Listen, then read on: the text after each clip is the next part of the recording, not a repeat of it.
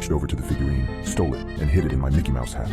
I thought I got away with it, until I noticed far out of the door, there was a mascot facing my direction. At first I thought he saw me, but in my mind I figured he couldn't have. I reasoned that the visibility in those things were terrible, and that he was probably just facing the store because he was trying to attract new customers in. I just never could have guessed that the reality was so much more horrifying than that. When I walked past, he simply turned his head as I made my way back to my parents. He made no attempts to confront me. Past then, everything continued as normal. That was until a few weeks later when I started seeing some strange things happening.